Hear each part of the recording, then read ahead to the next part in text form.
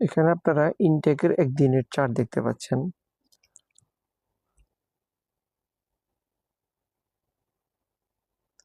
Overall IT সেক্টরের যে index আছে সেটা ভালো। আইটি সেক্টর পজিটিভ মুভ দেওয়ার সম্ভাবনাই খুব বেশি। আমরা হয়তো সাময়িকভাবে এখানে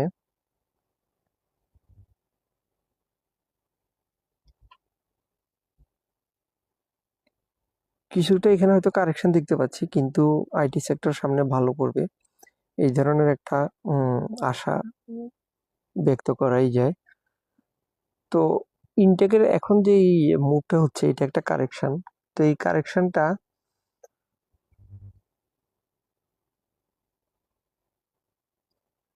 আমরা এখানে হয়তো আরো কিছুটা নিচে ইনটেককে নিচে নামতে দেখতে পারি। তো সেক্ষেত্রে ইনটেকের যদি ইনটেকের চার্টটা একটু জটিল, একদম ক্লিয়ার চার্ট না।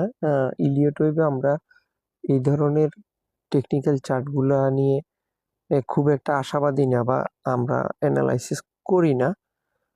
তারপরেও যেহেতু এটা আমাদের যেই আলোচনার লিস্টে চলে আসছে টপ লুজার গুলোর যে তালিকা, সেখানে এই জন্য আমি এটাকে আলোচনা করার একটা চেষ্টা করতেছি। তো সেটা হচ্ছে এখানে একটা সাপোর্ট লেভেল দেখতে পাচ্ছেন 18 টাকা 10 পয়সা।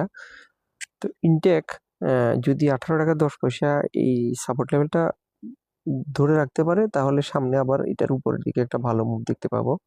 তো আপাতত ইনটেক এখানে আমরা দেখতে পাচ্ছি যে 61.8% এই লেভেলটা ইতিমধ্যে গত বৃহস্পতিবার এখানে টাচ করে। তো এখন দেখতে পাবো আগামী সপ্তাহে ইনটেকের এই মুভটা কিরকম হয়।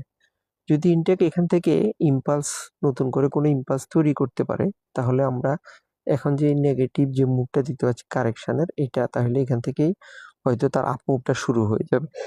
আর যদি এখানে 61.8% এই লেভেলটা ব্রেক করতে না পারে, তাহলে পরবর্তী টার্গেটটা হবে 81.2% এখানে 23 টাকা। তখন আমরা হয়তো ইনটেকে আবার এখানে 23 টাকা মানে এই লেভেলটা পর্যন্ত এখানে নিচে নেমে যাওয়ার সম্ভাবনা তৈরি হয়ে যাবে। সো যাদের কাছে ইনটেক আছে আপনারা একটু সাবধানে ট্রেড করেন। অধৈর্য হওয়ার কিছু নাই। হয়তো আপনাদেরকে আরো কিছুদিন অপেক্ষা করতে হবে। সামনে ইনটেকের এই কারেকশনটা শেষ হলে তখন ইনটেক আবার উপরের দিকে মুভ করবে। আর যারা নতুন করে ইনটেক বাই করতে চান, আপনারা এখানে 23 টাকা বা আরেকটু নিচে যদি পান, আপনারা এখান থেকে ইনটেকে বাইতে যেতে পারেন। তো এটা ছিল আমার ইনটেকের টেকনিক্যাল চার্ট অ্যানালাইসিস। আমরা যদি